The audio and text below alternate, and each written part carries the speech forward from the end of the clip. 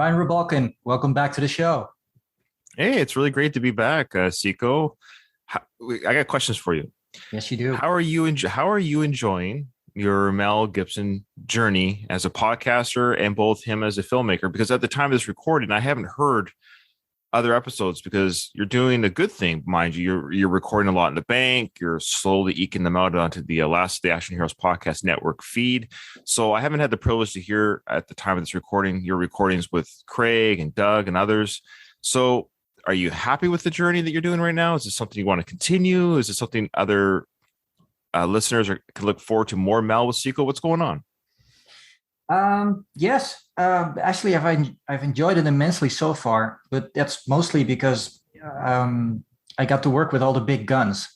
You know, I work with you, I work with Craig, I work with Doug, and you guys are so polished and so professional. It's very easy, you know, and it's also very easy to delude yourself into thinking, oh, I'm actually doing a good job here. No, I'm not. I'm just allowing you guys to do your thing, and accidentally here and there I add something useful, and then lo and behold we have a decent podcast going. So yeah, that's where I'm at right now. And it's like I said, it's a big experiment. Doug talked me into doing Arnold, so we're going to be doing that together. And okay, so maybe I manipulated him into it. Who knows what happened really there? We don't know. But yeah, in terms of Mel Gibson, yeah, it's an interesting journey because obviously I received a lot of feedback. Some really negative feedback, some very positive feedback. The positive ones are usually people who aren't too worried about what he said and are more concerned with him as an artist and what they're enjoying about his product. The people who were very critical felt personally maligned by the stuff he said. That's understandable. He's kind of we talked about this, of course, in our premiere episode. He's sort of polarizing his own right. But I'm just wondering, like, how long does somebody have to pay for? This is the question I have. How long do I get punished for that? I got a family, I got a wife and kids. So are you saying that I should lose all my income forever? That I should never work again in any industry? That I should never see my grandkids? Like, it's a weird idea that we cancel celebrities to the degree that would we do that same to the average citizen? And it's weird how we give this protection to maybe religion and creeds and races, where it's like, but people have said some terrible things about people. Mm-hmm. Like, so if I say something terrible about an atheist, that's okay. Like, I just find it interesting that if you're a part of a group or religion or a race, then that person is forever canceled. It's a weird concept to me that certain individuals or groups or people are protected under this. There's just no way. And that somebody could have values and creeds and morals that are important to them, that they hold dear. But because they're not protected by a certain label. Yeah, I know what you're saying. You may have noticed that these kinds of things change with the times, and they change with the people who are in power. And there's this axiom that says, you know who's controlling you, you know who has power over you, because you're not allowed to criticize them. Yes, Voltaire. So I use that as an example, just as a call out to anyone who might be listening who hates Mel, for example. Mm-hmm. My request is look at yourself, ask yourself, have you never said anything vile or terrible about anyone? And if you can truly say that, well, God bless you for being Jesus. If you do, and you find yourself being human, falling short and acting out of anger, frustration, then just remember that in those sober moments, who are we in the day-to-day, minute-to-minute moments? Well, as you know, I'm not very sensitive. I'm not a sensitive person. I'm fairly blunt in many ways. I'm not very nuanced. I have strong opinions about stuff. As a result, I have a hard time empathizing with people who get their feathers ruffled by stuff someone else says, as if that matters. I don't think it does. It shouldn't matter. Not in the way, especially not by entertainers. If I would get upset, some entertainer has said, I would have heart problems, because all they're doing right now is virtue signaling and whining and complaining, driving you to vote a certain way and driving you to think a certain way, as if entertainment isn't interesting to them anymore. Having a platform to talk about their personal opinions and influencing you is. If I would get upset about all that stuff, I'd have heart problems. That being said, I do the Mel Show. I'm happy doing the Mel Show. It was my in this network. it's very important to me as a result. I enjoy Mel Gibson's work. I don't concern myself with the person Mel Gibson because I don't know him personally. There are some things about him that I don't enjoy. I'm not a religious person. You're agnostic. I am complete atheist. He is extremely religious. Yeah. Not just a little bit. He is absolutely devout. And that, one of the reasons we are on this diatribe, religion sings throughout this movie. Because I did a ton of research on this. In fact, I did more research on this particular podcast and this particular movie than all the other podcasts combined. I know you're stressing me out. You're telling me all the research you're doing. I'm like, dude, I'm just watching the film. Looked at all the source material for this movie. I've read the book by Hal Moore, the subject of the movie. This is sort of a biopic on him. Lieutenant General Hal Moore does not express deep religious concerns in his book. He expresses a lot of concern over his men, over tactics they used, over the causes and effects of the battle he was in. It's a very good book, which is called We Were Soldiers Once and Young. I can recommend it to anyone because it's very well written. He co-wrote it with Joe Galloway. He was the embedded journalist along for the ride. Right. So when I looked at the source material and didn't find much religion there, and I looked at the movie, people are praying left and right. There's this interesting quote at the start of the movie. "Oh Lord, about our enemy, ignore their heathen prayers and help us blow those little bastards straight to hell." That's not a Hal Moore quote. And there's a lot of stuff like that. Personal feelings and personal observations were interjected into what is basically a biopic and a battle representation. That is mostly because Randall Wallace, the writer of the screenplay and also the director, is extremely religious. That's probably something he bonds with Mel Gibson over. It's probably why they absolutely. They're into the Lord. And, well, more power to them. If you're religious and you find comfort in that, I have no problem with it. Right. I find it a little discomforting when it is presented in a form of entertainment in this way, especially when it has a lot less to do with the subject matter, which is a regiment dropped into a war and a battalion dropped into a tactical situation and violence ensues. Randall Wallace started out as a songwriter, and he wrote for TV. He couldn't get his songs published. Ultimately, he wrote Braveheart. That got picked up. He subsequently wrote The Man in the Iron Mask, which is turned into a movie with Leonardo DiCaprio and Pearl Harbor, another very successful movie, another battle biopic. So at some point, it's obvious that someone like that should get a shot at directing. Why not? It's interesting to see what he did with it. Well, he did direct The Man in the Iron Mask in '98, and then he did. And afterwards, he wrote Pearl Harbor. Yes, then he directed a again. Disney movie afterwards, which was about a racehorse thing, Secretariat, yeah, which I haven't seen, but I've heard it's pretty good. I think it's well received. I seem to recall that it was like, yeah, it's a heartwarming family film type thing. A Disney movie. Yeah, sure. Yeah. Really, the only good horse movie I've seen in the last decade or so was the Stephen King movie War Horse. That was excellent. And then he did his last movie that he's directed and written, and he hasn't done anything since as far as movies go, was Heaven is for Real. So this is definitely that was an indie movie. And the budget was $12 million. This was 2014, so very low budget, and it made $100 million at the box office. That's not bad.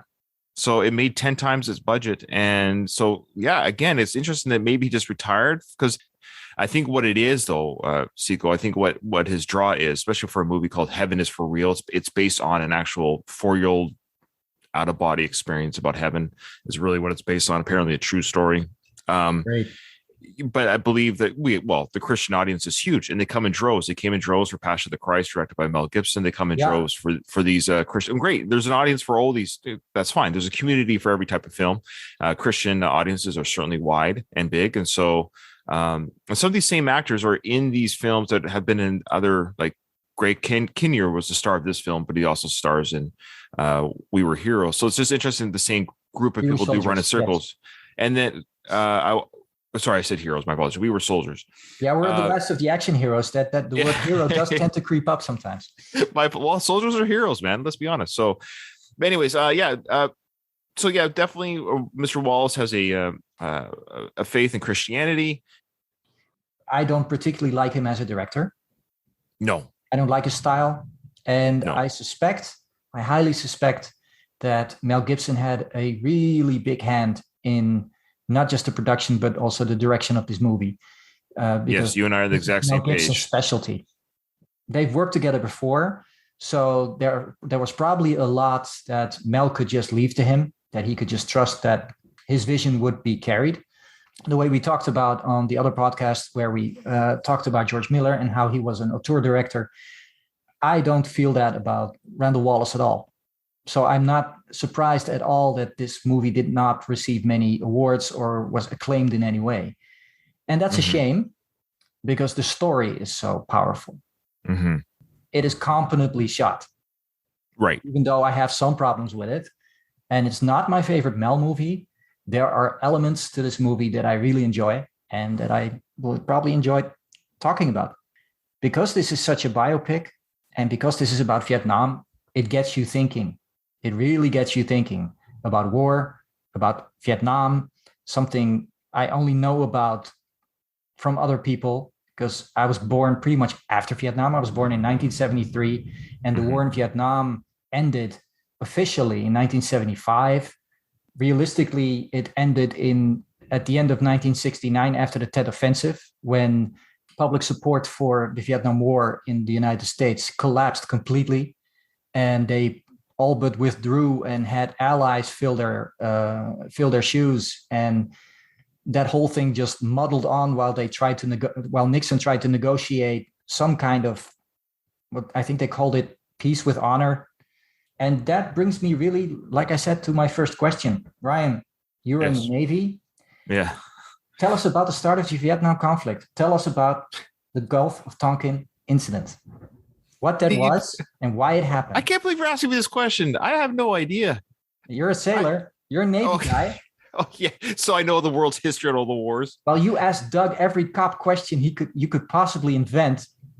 Oh yeah. Well, those are easy. Those are easy questions. Are you allowed to shoot the guy in the face when he's running away? Come on. You're asking me to tell you all the world's conflicts. I don't have answers to these, Seco. You're putting me on the spot. I did give you questions beforehand. But let me tell you something, though. Let me tell you something. The Vietnam War, or this movie regarding the Vietnam War, I had forgotten that this was kind of like the first big conflict that the U.S. had with Vietnam. This was kind of our dipping our toes into the Vietnam War. Is that what I got from this? This was the early stages of America's true involvement in battle. Is that not right? Or on the battalion size, yes, they did have special forces, and they did have what they would call military advisors, which was basically, a Delta Force or Navy SEALs or specialists who would work with the local forces to take out certain objectives. Relatively small scale. But the United States did have a huge Navy presence on the coast, which is why this Gulf of Tonkin incident, of course, happened. Tell me about that. I've never heard of it. To be honest with you, I never heard it. When you asked me the question, I was like... Really, Oliver Stone is better equipped at explaining the whole thing than I am. He did go on Joe Rogan, and they talked about this at length. I did actually include it in my research. Vietnam was a proxy war. And it was a proxy war started in 1945. It was Vietnam was conquered by the Japanese at the start of World War II. The French were driven out. After the war, the French wanted their colony back, and the United States did not want communism in Asia. So the United States financially and militarily supported the French to retake their colony. Obviously, the Vietnamese weren't having it. Civil war happened. Eventually, the French were expelled. That's something you see in the movie, at least depicted in a symbolic way, when you see a battalion being slaughtered by a North Vietnamese army in the same region, in the Ia Drang Valley. The famous battle that pretty much ejected the French, of course, was the siege of Dien Bien Phu, which is in North Vietnam, actually. The United States was actively involved in curtailing the Vietnamese communist expansion to the south. Basically, they had this concept called the domino theory, and that meant that if one country falls, then they all start falling. So the buck stops here. You have to stop them here, or everything will escalate. In hindsight, whether the domino theory was actually true, I mean, Thailand never became communist, even though the Vietnamese conquered Laos and Cambodia after the Americans left. So Thailand never went communist. Same for Malaysia, same for, well, Indonesia partially, I suppose. The United States was heavily, heavily, heavily involved in Vietnam before they even got there, through the CIA, through all kinds of covert operations, through diplomacy, through all kinds of political machinations. And this had to do with the Cold War in general, and this had to do with fighting the Chinese and fighting the Russians on every front you could possibly confront them at. So unfortunately for Vietnam, they became a pawn in the big Cold War chess game. Because if you look at Vietnam and what they really wanted, they just wanted independence. The banner that has the loudest voices and the most bright flags tend to, attract the most people, and those happen to be the communists. Basically, all other forms of resistance would be defeated either by the French or by the Vietnamese themselves. Kennedy was already sending advisors. He was always sending military specialists to go into Vietnam, which is very murky and very strange. This whole Gulf of Tonkin incident, this whole prelude, this whole pretext to go into Vietnam is as murky and as odd and as peculiar as everything else. If you start looking at it, and that's one of the reasons I wanted to ask you, as a Navy man, is there a real strategic or tactical reason to react that way? I mean... So, sorry, I'll let you finish your question. I'll give you my overall answer. There was a lot of political drive to go into Vietnam. So whether that incident had happened or not, or if it was an actual false flag operation or not, or if it was a conspiracy or whatever reason, they were going there anyway. It would have just been something else. It would have been an airliner shot down, or it would have been any reason to go to war. They were just looking for it. They were, as the saying goes, spoiling for the fight, which is pretty gruesome when you think about it, because the Vietnam War claimed about 1 million Vietnamese and 58,000 American servicemen. So callous, very callous when you think about that. So I'd love to hear your answer. With me being a military member, I've been one for 18 and a half years in the Navy. At the end of the day, I am trained to kill the enemy via the equipment and the weapons that we have on the ship. Like, that's what you're for. That's what my job is. Break things and kill people. That's what military. Break things and kill people. Yeah. So everyone from the Air Force guys to Army guys, of course, who are in close combat, everyone is trained to some degree to defend and to attack. Whatever it is the government says, you will do this. I am beholden to my king, my country, my people, whatever it is, whatever label you want to give it, my leader. If he or she at some point says, hey, you're going to war against this country, I'll be like, okay, I guess I am.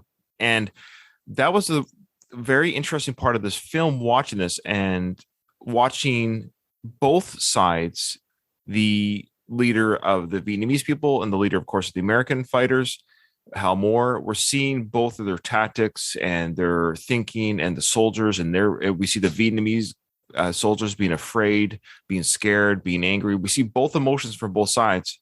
And I thought that was a very brave film choice by Mel and Randall to show both the humans of both sides. Yes, the only thing they're not showing, and that's something that I thought about while watching this, is that the North Vietnamese are invading, because that is South Vietnam. They are invading a country that does not want them. The South Vietnamese did not want to become communists, and they were very happy to have them as just neighbors.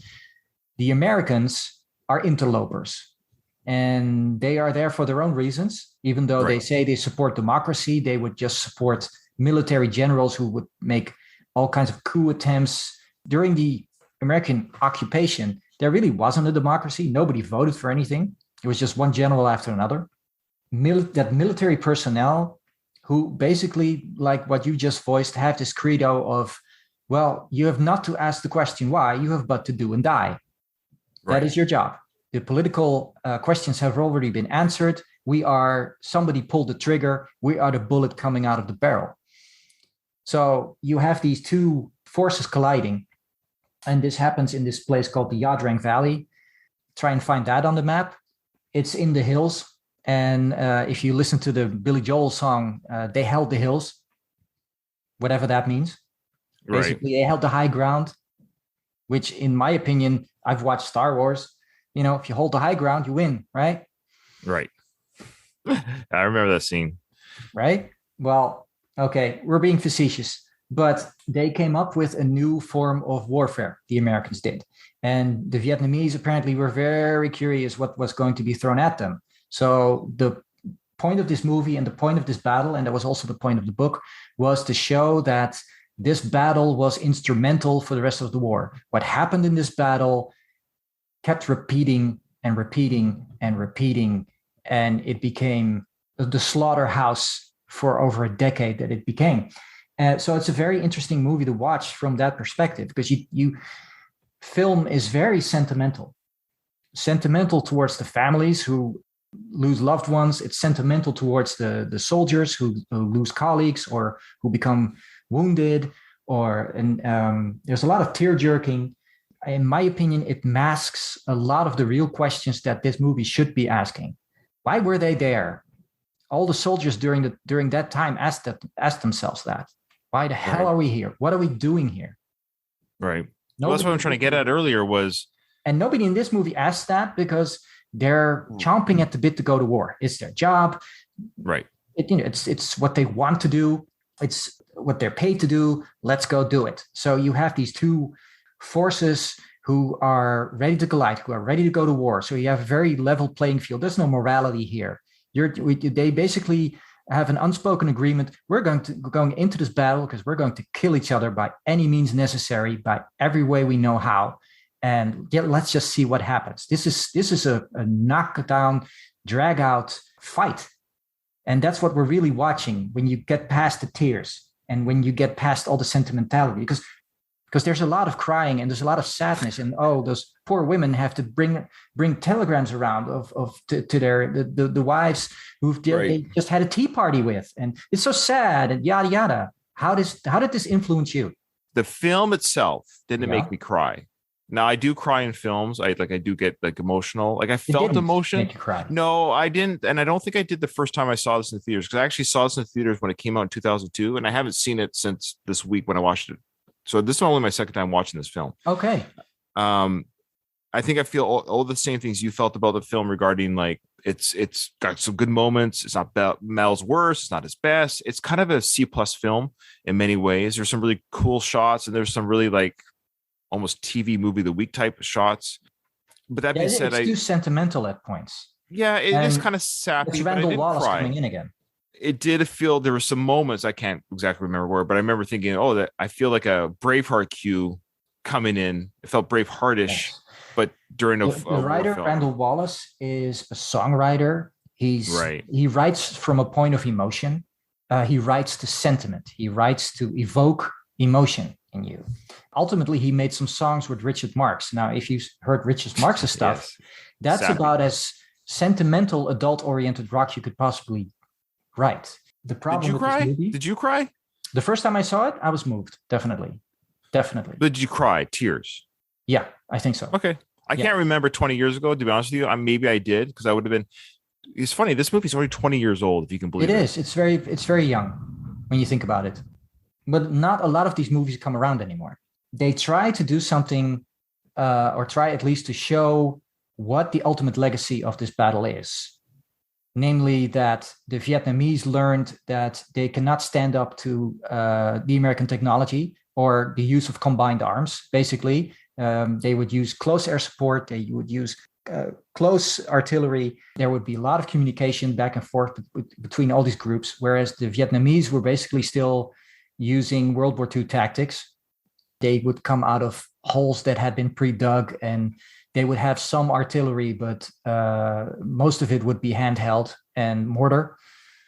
So what they would do, and what they learned in this battle, is that if they go in with big frontal charges, they're just going to get annihilated, which is what happened. But they were effective if they could ambush. And that's something that I'm actually, after reading the book, that I'm angry with the movie about is that there is a second battle. The battle lasts for 4 days. We only see 3 of them. We see 3 because we're only supposed to see the so-called American victory. After Hal Moore was relieved, after the first 3 days, his battalion was flown out. The second battalion of Colonel McDade was brought in to map up to what they call police the battlefield, basically find the dead, find all the weapons, kind of figure out what happened, how many of the enemy did they kill, which of the enemy did they kill, what regiments were involved. That's all the kind of stuff you do after a battle. So the second battalion was also marched out of that area. They were not airlifted because they were supposed to march to a safer LZ. They call them landing zones. Yeah. And that was landing zone Albany. And that turned into a complete debacle. There were remnants of the regiment they had faced, which was the 66th, who had been held in reserve because the Vietnamese were not done. For them, the battle was done if they figured out how to fight them, So what they did was they ambushed that second battalion. Those men were completely overrun. They were not in an excellent tactical situation that Hal Moore was. So over 50% of that battalion was killed, and the other half was mortally or at least badly wounded. Only 8 men walked out of there unscathed.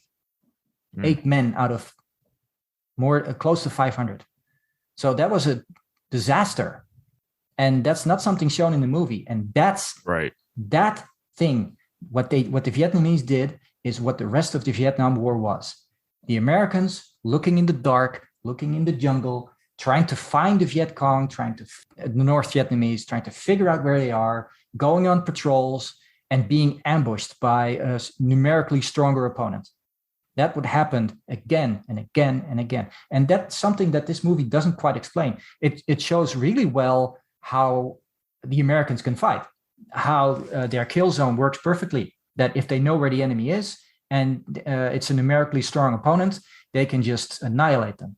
No problem. They only have to send in 200, 300, 400 men who hold the line. And so that's what they just did for 10 years. They measured the victory that they wanted to achieve by how many people they killed. Yeah. And it's insane when you think about it. That's just mass murder. You're not fighting for an objective. You're not taking this hill because it has strategic value. No. You're taking that hill. So the men running up that hill, your men, are live bait so we can find the enemy. So they will finally come out and attack us. So they will show themselves so we can bomb them back to the Stone Age. That was the whole mentality. So begins the never-ending cycle of war. And thus begins the never-ending cycle of war. And they knew that going in because the United States was working under very heavy restrictions because the Chinese and the Russians were heavily involved in this war with military advisors, the same type of military advisors the Americans sent in the early 60s. There were Russian and Chinese pilots flying in what they'd call MiG Alley, which was a part of North Vietnam. American bomber planes weren't allowed to go because that's where the MiGs were operating. And that's why so many American pilots were shot down. So they couldn't go into Laos. They couldn't go into Cambodia. And so obviously the NVA, the North Vietnamese Army, wasn't restricted to these. They didn't have these problems. If they went into Laos, they just went into Laos. It was just another piece of jungle to them. So they were never going to win this war. And they were telling their own soldiers, we are going to win. Just stick with the team. And this first battle is the most motivated bunch because they're going to show the Vietnamese, we're here to take care of business. The movie succeeds to an extent and intellectually fails to an extent. What I thought was so valuable in talking about is that, yes, it's an interesting document. And the guy who wrote it, Hal Moore, says, well, Vietnam movies never get it. And they've never done it right, which is true. When you think about Rambo, it's ridiculous. It's absolutely ridiculous. I'm talking specifically about First Blood too. And as we both know, you're going to be going into the Rambo series. and you're going to be discussing those movies in detail. And it's about a Vietnam veteran. And basically, those movies are based on the experience of a single super soldier. Yeah. In a war he can't win, which is part of his PTSD. Right. So all those men who came out of there, they did not come out happy. Nope. No, war. Vietnamese sure did, because to them it was a victory. Sure. Yeah. Even though they lost over 1,000 men. But to them it was a victory. It was a sacrifice worth taking because we figured out how to get them. We can just ambush them and their will just fade. Of course it didn't, but their relatives, the people who were getting the telegrams, they weren't into it that much. Something that is depicted in this movie, and that's something that Hal Moore in his book alludes to, and that's something the movie does right. I think they show the home front, and they show it well. Yeah. They show all those poor wives with tears streaming across their faces and sad faces when they hear the news, and that's well done. But in the end, Lieutenant General Hal Moore, because he was promoted, concludes, well, this movie was about 60% accurate. That's not bad. Well, a movie's a different medium than a documentary. Like, true. I think it. But this did set out to make a realistic depiction of yes. Yeah. So and maybe that's where on that merit. Yeah, maybe, but that's maybe where it kind of fell flat. Yeah. In some ways, that it was like, I don't know. I found the movie overall to not be very engaging. It's not horrible. I love watching Mel. It's hard to believe that Mel is 46 in this film, and he's the same age that I am now. I'm 46 right now. So I always try to look at him and look at me thinking, what would I look like in his getup right now? Like, so Mel has always had a grizzled look to him. And for whatever reason, I've always said he's aged. Mel has aged well. I know it rhymes, but he's always aged well in the sense, like, you look at him now. I'm not so sure. No, I think he looks great. I think he looks great right now. I think in his mid 60s with that beard and everything, I think he looks good. Well, I think he's well, I won't say in his dotage, but he's well on in his years. When you look at, say, Mad Max 2 and Mad Max 3, where he's has a lot of makeup on to make him look older, that didn't work, I guess, because he looks different now than he did in Mad Max 3 when he was supposed to be in his 40s. And Max is supposed to be in his 40s. He has grain temples and he's older. Well, but it's always hard to make a 20-year-old look older. But I think when you're in your but anyway, so but Mel looks good here. He's got a good physique on him. He's got a good. He has a natural charisma, so that fits well for a military leader. He's got that natural. He's like Russell Crowe and Gladiator type feel to him. In that he feels like a natural leader. People look up to him. You can tell that he loves his soldiers. He did portray Hal Moore well in terms of acting, in terms of mannerisms, in terms of the way he would tilt his head. Because I watched like interview footage of Hal Moore in the Yadrang Valley. I mean, there's a lot of stuff out there. And when you look at his mannerisms and you look at how Mel acts in the movie, nobody can complain about that. Like I said, I've always said, Mel is a very underrated actor in terms of his later years, because in the early 80s, he did get a lot of awards. But once he started directing, people, I don't know, must have shifted focus in some way. To a degree, this also happened to Kevin Costner. As soon as Kevin Costner directed an excellent movie, which was Dances with Wolves, which was one of my favorite movies. It's excellent. But when you look at his work before Dances with Wolves, he's a good actor. Right. Good stuff. He's a decent actor, good leading man. But once he started directing, you had a different opinion on him. Which is interesting, isn't it? It's like once an actor starts to direct, perspective on him changes. It happened to Clint Eastwood as well. You look differently at Clint Eastwood in the movies he directs.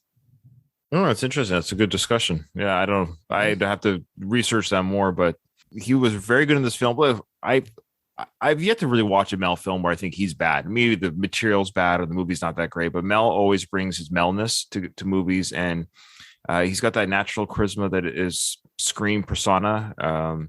He definitely in this film, he acts, of course, the Christian, dutiful man. He prays with his kids. He prays with his wife. They go to church. He meets all of his soldiers seem to be Christians too. I guess was common back in the 60s and 70s. Probably a lot of people were. I know were more Christian than they are now. Well, they had chaplains in every battalion, and they would have mass. And war is a scary thing. Right. Sure. So people take solace in religion, inevitably, Yep. especially when when you're that close to death. So it does make sense. That's not Yeah. something Absolutely. I'm really surprised at all. Mel's talents are on display here. He did a good job. Well, here's the thing: Mel was producing himself. He was only doing projects he was producing, so he would get all the money, which is smart. When you self-produce, then you have complete control over everything.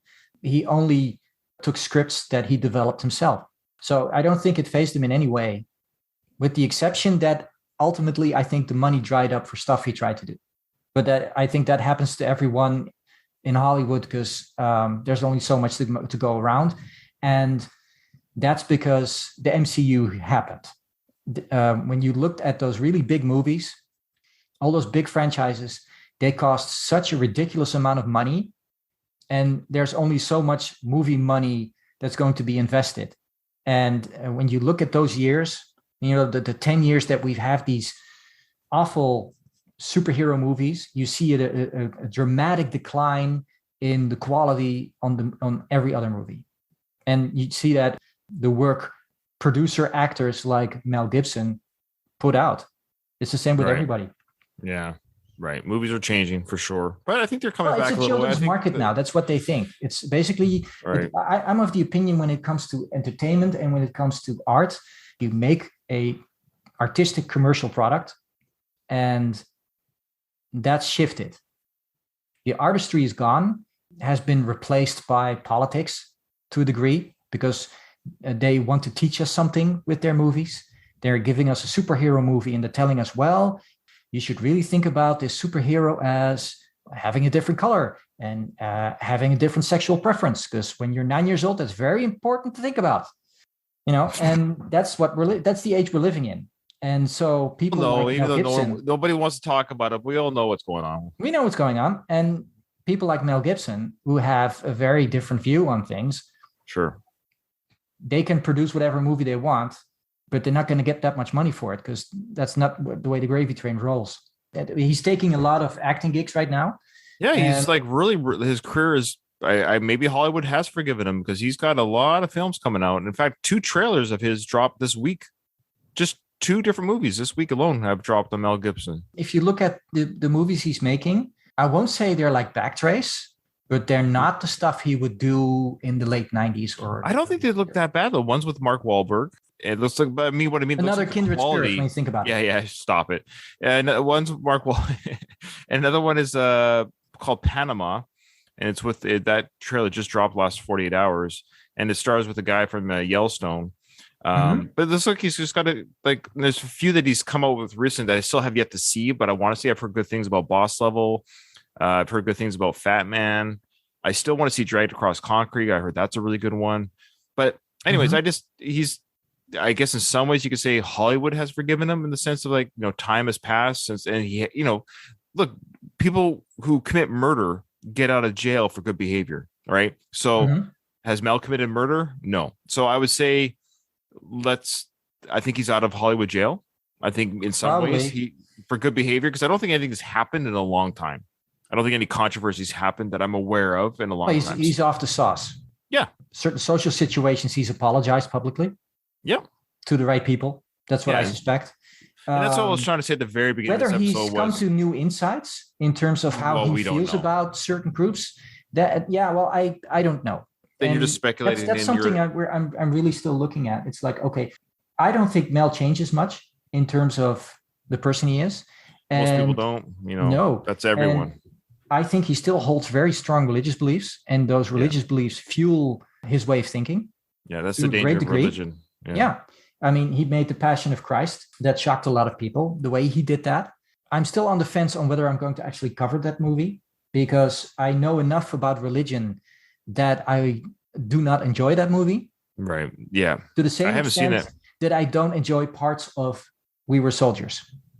And Right. I do, and here's the thing, I do enjoy the military part in terms of I find the tactics and the strategy and the effect it had on that battle had on the war. I find that fascinating. If they'd all been slaughtered, and if that helicoptering around live bait if that had gone differently, that war might have gone differently. They might have gone, there might not even have been a Tet Offensive. And the Tet Offensive, best depicted in Full Metal Jacket by Stanley Kubrick, is a large Vietnamese insurrection throughout Vietnam during the national holiday of Tet. They rose up everywhere and tried to overwhelm all military objectives and failed miserably. I mean, it is depicted as some kind of American disaster, but it really wasn't. It was the Vietnamese who bled. It was the Vietnamese who were in deep trouble, and it was the Vietnamese cities who suffered because they were bombed and blasted into oblivion. Because of the sense of camaraderie that the military men have, I come from a military background. I come out of a military family, so I understand it very well. I understand why people go to war. I understand the compulsion to go into the army. I had it when I was a kid. I wanted to go into the army very badly. I wanted to experience war. I experienced it. I'm a veteran of the Yugoslavian conflict. I was there with a nice blue helmet on that the Serbs and the Croats and the Muslims there enjoyed taking pot shots at. As a result, you're always more or less fascinated with this whole process of killing people and breaking things, and why you feel this compulsion and what the effects of it are and why is it so necessary. So again, Hollywood always tells us in their war movies, war is hell and war should not be fought. I think the history of mankind proves that is not the case. We go to war out of necessity, sometimes because we have no other choice, because we are being attacked, or sometimes because we are manipulated into it. The war I was deployed to, I was manipulated into. I did not want to go there. Like you, I had not to ask the reason why. I had to but do and die. I think as people in the military, you want to contribute to peace. You want to contribute to mankind in a way that brings prosperity, in a way that brings civilization. I was thrown in the midst of a civil war, and there were no good guys in that civil war. Everybody was at each other's throats, and everybody was extremely desperate. When you're in that kind of cocktail, bad things happen. All right. Sorry, I was you know so much, Chico. You're just a smart guy. I feel stupid right now. I don't know why I feel dumb. I feel like my world history is being exposed here. I don't know anything about world history. I'm not so sure. Yeah, I think so. Let me ask you this. Sure. Have you been to Vietnam? You've been everywhere. Have you been to Vietnam? No, actually, no, I haven't been to that country. No. Well, that's a shame. I have. I've been to Vietnam. Yeah. It's I was in my college years. I backpacked a lot. One of the fun things to do is just backpack Asia because it's because of the monetary difference. It's affordable when you're in college. I would just go from place to place and go from hostel to hostel and just enjoy the country and meet people and learn about the culture. So I did like this very extended trip through Asia, starting in Singapore and then going to Indonesia. I can tell this as an anecdote if you want. I was bitten by a snake in Bali, which is a little silly when you know Bali well, because Bali is fairly urbanized and there aren't really that many snakes there, especially not many dangerous ones. So I still suspect that this was someone's pet who bit me. This was a bright green one with like yellow dots on its back, and I've since found it, and it's not a very healthy snake to be bitten by. It was small, had been someone's pet or had escaped from somewhere that it didn't bite me with its full venom charge. So the bite was still fairly serious. I was taken to the hospital. I was out like a light. I was delirious for 3 days, and I woke up in a recovery hospital, a kampong, and they told me, yeah, you were bitten by a snake, but because it got stuck to your pants, we found the right antidote, so you should not really have any problems. What they did do was give me enough antibiotics and medicine so I could continue my trip. So once the wound more or less healed, I could go on. And so I went to Borneo, and then I went to the Philippines, and then I went to Hong Kong, I think, Laos, Cambodia, and then I planned to go to Vietnam. Now, in every country, I had a written doctor's permission explaining the drugs I was taking, why I was taking them, and what their purpose was. Because the venom I was bitten with basically numbs the muscle, and you can't move anymore, and the snake has time to devour you. Now, I got to Vietnam. I got to Hanoi, and I handed over my medication, and I handed over the piece of paper, and it was written in many languages on purpose for that specific reason. And the military guy who was checking my bags found my drugs, gave me a stern look.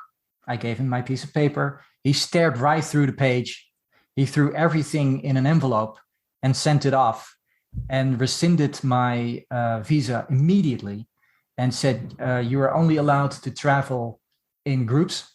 You are not allowed to travel by yourself, and you have to check in everywhere. So you have this form, and this form at the end of your trip must have a stamp at every destination. Right. Great. So I went with a tour group, which sucks because I'm not the kind of guy who likes to go with groups and walk behind a little flag and have the town explain to me. I prefer to just learn the language as quickly as possible and chat with people and find out myself. Gee, smart guy. Told you, smart guy. Well, okay. I used to be a smart kid. Now I'm not so sure. But I hooked up with a couple of Australians, because whenever you travel anywhere, you're always going to run into Australians. They're the most fun bunch on the planet. I love Australians for that very reason. They like their walkabout. They like to go everywhere. So they're usually very savvy, and they're fun, and they're great to hang out with. So I was hanging out with the two Australian guys who were basically under the same regime. They had to get their little stamp at the police station as well. So this happened 4 or 5 times. We get to this little town, and we're only there for the day, and I have to get my stamp. So we're all waiting in line. And what happens in Asia, throughout Asia, but specifically Vietnam, is that if you're a foreigner, as the Thai call farang, if you're just a big white buffalo, you get back in line. Every Asian person gets to cut the line in front of you, because this is, by the way, just sheer racial discrimination. But that doesn't happen to white people, right? That only happens to people of color. So the Aussies started to get antsy because they wanted to do stuff. And they said, fuck this, mate. Fuck this. Let's just go into town and we'll explain it in the next place. So, okay, so we left. We get to the next place, which was Da Nang, a fairly large city. And we get to the police station. And we are immediately detained because we do not have the right stamp. This is a communist country. Don't fuck with these people. So I get, first I'm interrogated. They take all my clothes away. They take all my stuff away. They take my passport away. They put me in a holding cell, which wasn't a holding cell. It was a kind of hole in the ground. It was dark. Things were crawling in there. It smelled like shit. I think I was standing and sitting in shit, whatever. I was there for a prolonged amount of time. I did not know what was going to happen. I did not get any water. I did not get any food. I did not know what time it was. I had no idea if anyone knew I was even there. And then they came and got me. 4 guys with white helmets, with Asian markings on it. And they made me walk in the middle with chains between my ankles, naked. And then they chained me to this little pole in the middle of a square. And I figured this is like death squad. They're going to shoot me or something. Oh, man. So I was just standing there naked, and this is it. And so this was, I was 25. So out comes this little car, this little French car, really old, with chicken wire fence around it, at least around the back. And they shove me in there. And we get on the expressway, or what passes for an expressway in Vietnam at the time. This was the mid-90s. We drive for a really long time. Finally, I noticed we reached a large city, which was Ho Chi Minh City, or Saigon. And we keep driving, and we drive to the other side of that place. And I end up at the airport, and they throw me out of the car, naked, and they give me a good kick. And there I am in the terminal, naked, covered in shit. No passport, no money, no clothes, and I have to leave. So yeah, you do what you always do. You go to someplace familiar. Right. Most people would go to McDonald's. I didn't. I just came to the. I went to the KLM office, which is the large Dutch airline. They are everywhere. So, and usually there are Dutch stewardesses there, or at least they speak English. So I just showed up naked, and those girls looked at me, and it was like, "Oh God, what the fuck is this?" And so I sort of explained it as like, no, we don't care. Come here, come here, come here, come here. So they shoved me into their office and they said, look, we're going to smuggle you into the lounge so you can shower because frankly, we don't want to smell you. And in the meantime, they got my stuff sorted out. I managed to get a call in because I'd left some of my stuff with fellow travelers in Hong Kong because we had rented a place there. And I remembered I had a copy of my passport in my stuff there. So I got a call through and they faxed it. And so I could at least travel in some way. So, Jeez. Yes, that's my Vietnam story. So it's insane, brother. Well, I'm glad you're with us. I could say I hate the Vietnamese, or I could say I was an idiot. I should have known better. I should have been better prepared and better informed. And I should just not have come. Because I was smuggling barbiturates into the country, medicine or not. That's what a lot of people who are 25 years old, who are not shaven, look a little disheveled and traveling alone and come from the Netherlands, which is a country rife with drugs, claim. Right. So it shouldn't have been a surprise to me that something like that would happen to me. So that was a very interesting experience, very sobering experience, very... Much like this podcast episode, sobering and mind-blowing. That being said, would you visit Vietnam someday?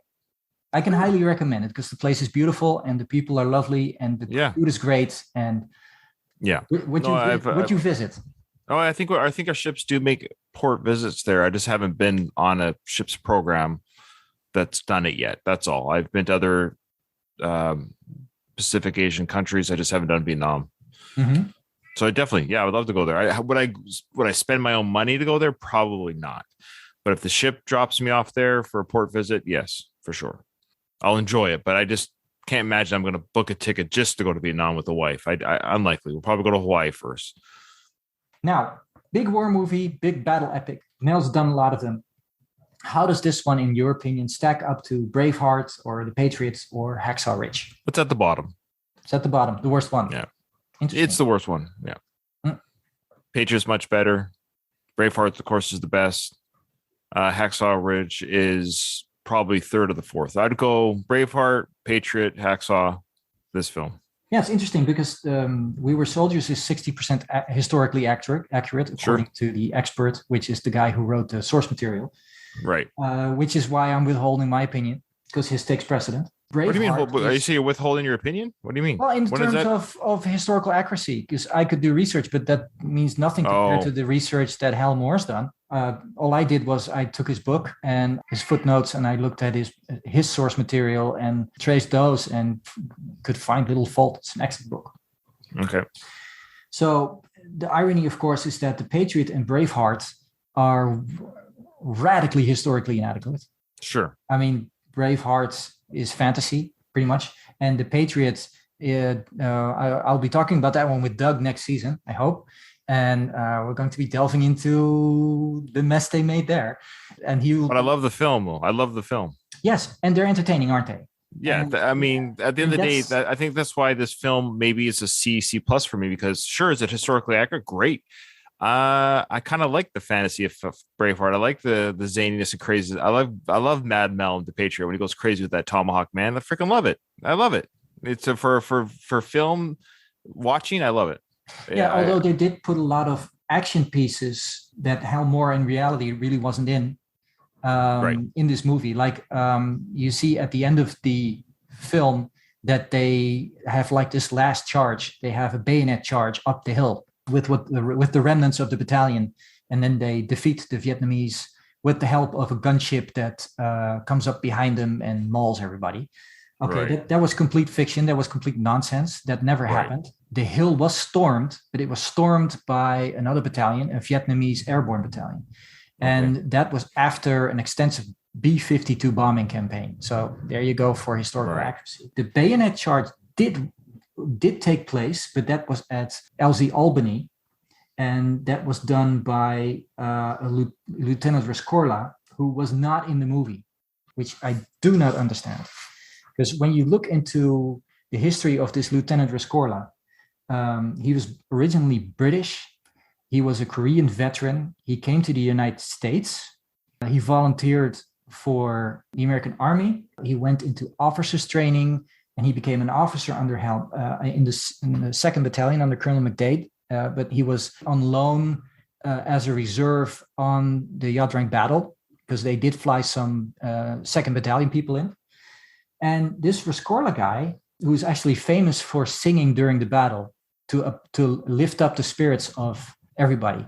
And you have this song in the movie, which is really heavy, right? It's like this Sergeant Mackenzie's "We Were Soldiers," and it's really depressing. And so that's sort of reminiscent of Rescorla singing. This Rescorla was in 9/11. He was head of security in one of the buildings, and he saved a lot of people.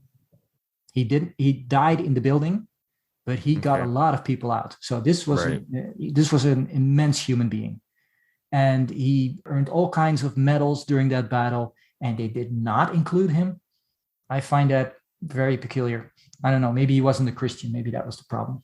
Lieutenant Didurik, who is Ukrainian, a Ukrainian refugee in the 60s. So he got out of the Iron Curtain, came to the United States, became a lieutenant in the American Army. He survived the battle, although he was killed later in Cambodia in 1970. But again, another brave man who was not included, who was pretty much essential to that battle. And they do pay a lot of attention to Lieutenant Heron, who is the very eager lieutenant, the guy who is sent on patrol, and they start chasing a Vietnamese soldier they see, a lookout. And then they get cut off, and that entire platoon is cut to shreds, and they survive by the skin of their teeth, and they are rescued like 2 days later, which is a dramatic tactical error. And both in the movie and in the book, this is excused because, of course, Lieutenant Heron pays for this mistake with his life. So why would you berate someone like that? But, you know, he did get a lot of other people killed too. I found that interesting. That's one of the things this Lieutenant Heron, who's actually a big part of the movie, is included. You know, but how did you feel about that? Well, I don't know if I gave as much thought that you gave on that. I wanted to say about the characters overall. I felt Mel was the only one I cared about, and maybe that answers your question. That I feel like everyone else seemed kind of faceless to me. Like I knew who they were, like Carrie Russell. I knew who she was. I know Chris Klein, Sam Elliott, Greg Kinnear. All these are actors that I've enjoyed. Say again. Madeline Stowe. Yeah, Madeline Stowe, of course. Yeah. I just found that none of them drew me. I don't know if they were just overshadowed by Mel or what it was, but I found their storylines very lacking. I found their character development very lacking. For a 2.5-hour movie, I was surprised about how much. Look at Braveheart, for example. You look at Braveheart. Think about how every character from William Wallace's like entourage to the queen, the princess, his first bride that gets killed, his father, all of it, like everyone seems to have like this character to them where like you can almost see their own storylines and their own like side stories. Like it's about the same length of movie. I think maybe Braveheart's 3 hours long, just a tad longer, but even then, like the king and even like the gay assistant, they all have this like personalities and like every single character. But then you go back to we were soldiers. This is one of the biggest flaws of the film, quite frankly. Yes, it's competently filmed. The action sequences are okay. They're pretty good. The helicopter sequences are okay, pretty good. Some CGI plane work, okay, not bad for 2002. Mel's performance was, B. I give his performance a B. It's solid Mel performance. But then everything else, every other character, the wives, the side storylines, like when Chris Klein dies, his character, like, who cares? I don't even really care. Like you look at Willem Dafoe when he dies in Platoon, that means something. That's a shorter film. So that's what a big flaw of this film is. You got 2.5 hours, and I can think of every other war film you can think of, like Platoon, Full Metal Jacket, which are shorter films. So I would say that's the biggest hit for me in the film in general is I can't believe a 2.5-hour film. I don't know who anyone is. So are we nearing the end here? I think we're done pretty much. The only thing I really want to talk about is all the stuff that's going on with you podcast wise. We are looking at a major overhaul here. I see what you're saying. Well, give us the exciting news. this is the season finale. I guess you're doing it in seasons, even though it won't look any different than on the podcast feed. But this is kind of like your part one, I guess you could say, of your Mal coverage, right? This episode here. Okay. Season 1. So when this comes out in 4 months from now, I guess I'll be kind of knee deep in the Ramble podcast, which is called It's a Long Road, the Ramble series podcast. You can find it, of course, on the Last of the Action Heroes podcast feed. I will also be rebooting and restarting the Rocky podcast, and that will be called, again, those episodes will be out by the time this is out. It will be called it will be called One More Round, the Rocky series podcast. Of course, a play on words from, one more round from the Rocky series. But the idea is that Katie and Kyle, they both came in late as full-time co-hosts. Katie came in during Creed 2 coverage, so really late. And Kyle came in like Rocky Balboa coverage as far as a permanent co-host. So listeners have spoken. They actually would love the idea of Katie and Kyle reinvestigating the Rocky films again with me at the beginning. It won't be as, I want to say drawn out, that's not the right word, but I think we'll go through them a little bit quicker. They'll be bi-week or bi-monthly, not bi-monthly, twice a month, whatever that means. Yeah, bi-weekly. So it won't be like every week. The episodes might be a little bit longer, but we'll get through more footage of the film. That's the goal. But knowing us, we talk too much anyway, so we'll see. Not that we're going to rush through it, but we're just going to go through it more systematically. And yeah, I'm looking forward to doing that. And then with the Ramble podcast, we're going to have rotating guest hosts. So people like you, Doug, Craig, Katie, and Kyle. A lot of the regulars, but no one will be beholden to the podcast other than me, meaning I don't want anyone to have to be there every week. It's a big ask to ask anyone to be there for the full 5 seasons, for the 5 films. So it will be a full coverage of the films. Yes, I'll be doing Last Blood. I'll be giving all films the same coverage and care, no matter the quality. That's what I did with the Rocky films. That's what I'm going to do with the Ramble films. Excellent. That sounds fantastic. Yeah. Sounds a lot better than the Creed thing anyway. Well, we're doing it, but I should make note. I can finally stop hate listening, Ryan. Finally. Yeah, I know. Well, I'm so relieved. You're not the only. Well, some people just dropped out completely, but we appreciate you sticking around. But yeah, for the reboot, for the One More Round, the Rocky series podcast, that will only cover the Rocky films. We're not going to reinvestigate the Creed films because Katie and Kyle were essentially there for that, so we don't have to do that. So it'll just be the Rocky films. Yeah. Good. Yeah. Well, thank you very much for bookending the first season of a Mel Gibson podcast. Well, I can tell you've come a long way. Sorry, I didn't mean to interrupt you. I apologize. I stepped on you there. I just want to say I could tell you came a long way since our first podcast. You did 90% of the talking on this, which is good because I end up on my shows, I do too much talking. So I was actually just listening to you like it was a podcast episode, if that makes sense. I was like, I'm just listening to Seco talk about the film and about the history.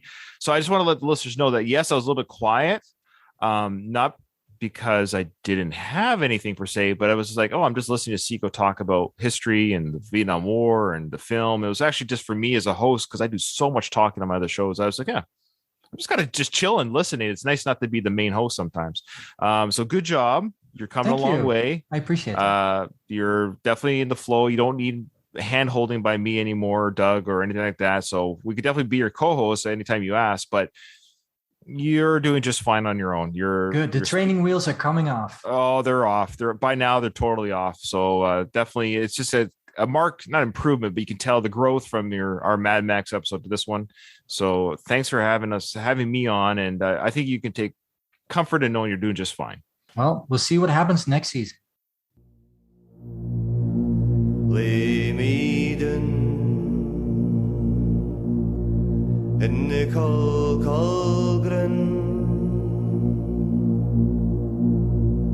wherefore many mere have gone.